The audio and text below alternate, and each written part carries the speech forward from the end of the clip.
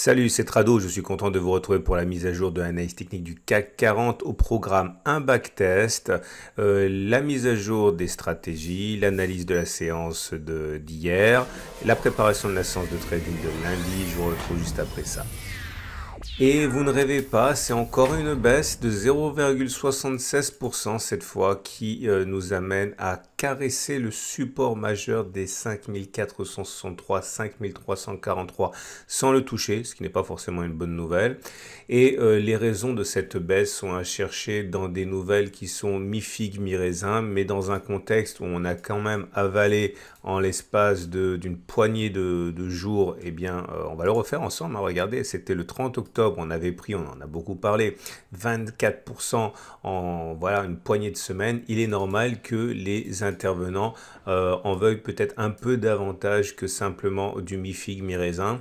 Et du côté de la figue, c'était eh bien, la mise en place, hein, l'acceptation par la FDA de la vaccination de masse aux États-Unis. Mais il y a aussi le Brexit qui n'avance pas côté raisin amer et également le fait que le plan de relance américain dont on espérait qu'il était imminent, eh bien, n'avance pas non plus. Donc c'est cette absence de visibilité au niveau des deux dossiers chauds qui explique que les investisseurs européens ont décidé de ne pas souscrire à la progression à laquelle on pouvait espérer. Et nous avons donc une nouvelle baisse qui met en lumière deux choses. Tout d'abord, on avait expliqué qu'on avait un biseau qui était ascendant, qui avait été cassé par le bas, qui invitait à aller chercher deux objectifs. Le premier, c'est celui-là, et le deuxième, c'est celui-là. Je vous rappelle, on a déjà beaucoup parlé de ça. C'est dans le pack, regardez dans le module biseau hein, du pack Tutrado.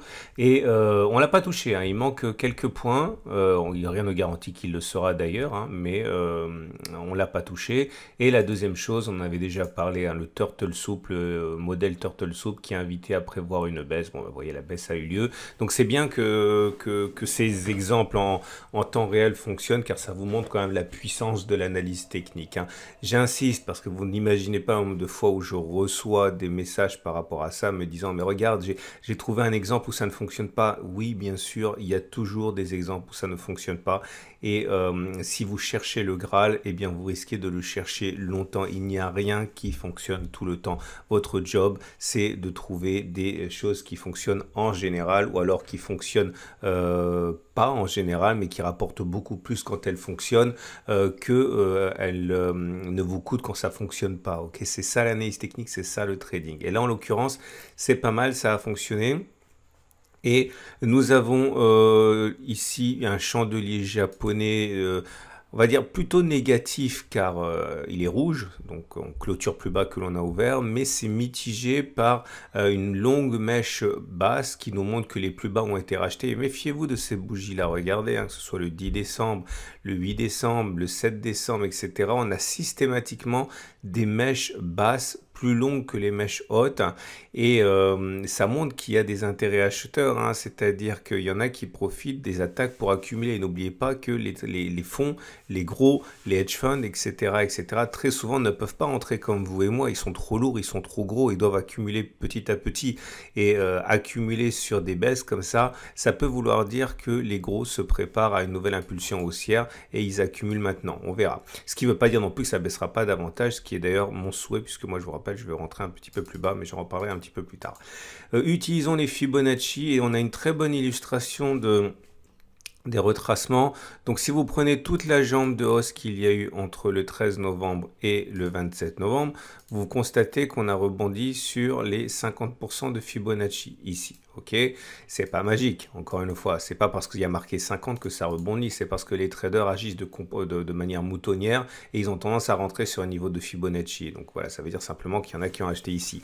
Mais ce que je voulais également vous dire, c'est que, et vous le savez, c'est qu'on peut prendre les Fibonacci, ça peut se tracer sur n'importe quelle impulsion. Hein. Donc on peut également prendre toute l'impulsion haussière là, à laquelle on a assisté depuis, c'était quand? C'était le 30 octobre. Et comme vous pouvez le voir, on n'a pas encore été chercher chercher les 23,6% de Fibonacci. C'est intéressant parce qu'on a backtesté quelque chose en ce sens et on a vu que généralement, lorsque les consolidations apparaissent sur des progressions aussi importantes, non seulement on va chercher les 23, mais très souvent on va chercher les 38. Hein. Donc à garder sous le coude pour anticiper votre stratégie à venir. On regarde les éléments purement techniques et vous avez sur les éléments techniques la moyenne mobile à 20 jours qui a été cassée ici. Alors attendez, moyenne mobile à 20, moyenne mobile à 7, les bandes de Bollinger, la moyenne mobile à 200 et la 50, ça m'intéresse et vous allez comprendre pourquoi. Première des choses, vous voyez la tendance de court terme, elle est baissière, on est en dessous de la M7 qui descend.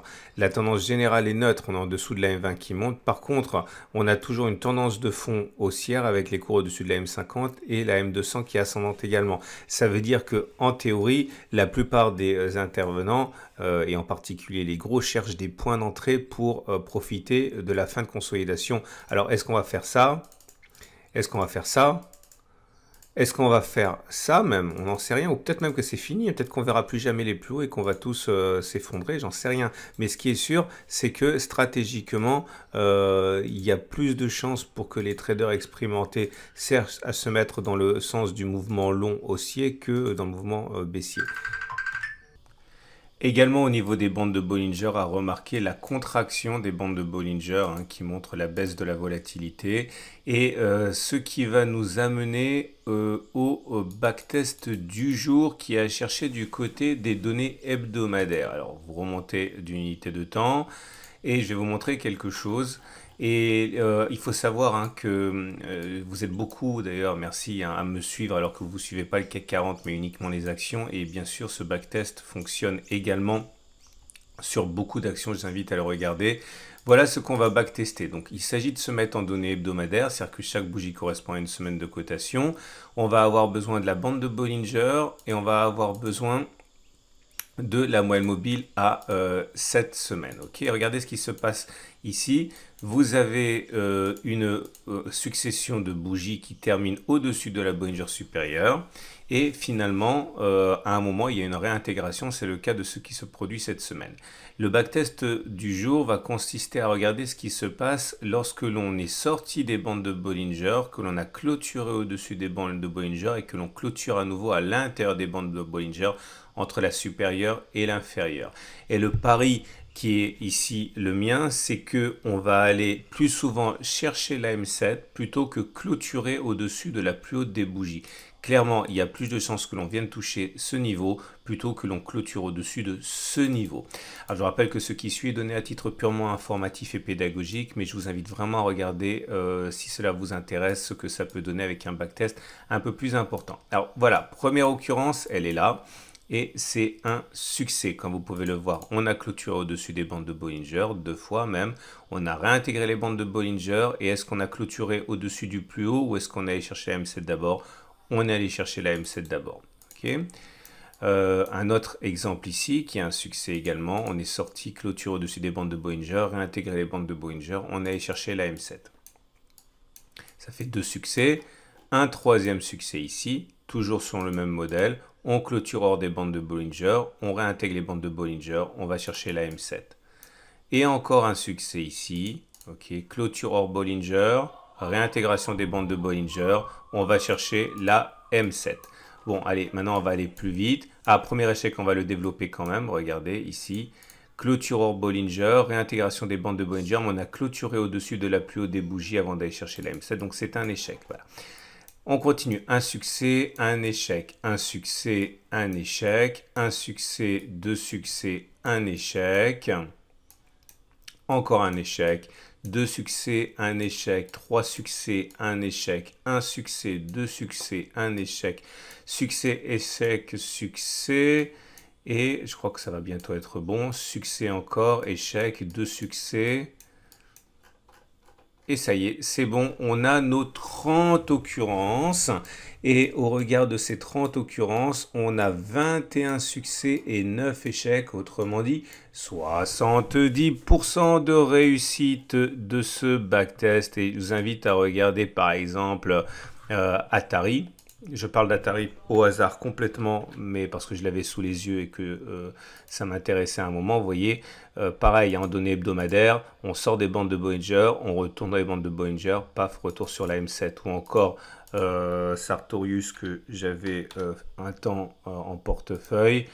Pareil, vous voyez, on sort des bandes de Bollinger, on réintègre les bandes de Bollinger. Là, alors, attendez, c'est où? Ouais, c'est ici, sortie, entrée M7.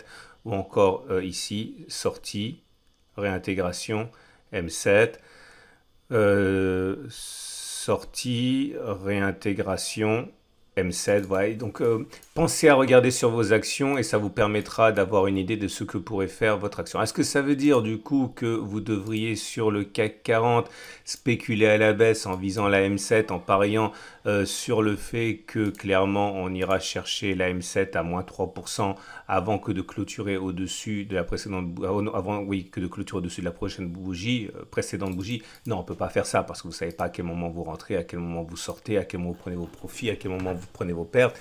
Mais en tout cas, il y a fort à parier au regard de cette analyse technique que l'on n'ait pas fait les plus bas. Et ce qui nous amène donc aux autres indicateurs techniques qui n'apportent pas grand-chose, hein, puisque on avait... Ah oui, le truc le plus important que j'aimerais mentionner ici, bon, le backtest précédent a fonctionné au fait avec le momentum et le MACD, hein, vous l'avez vu.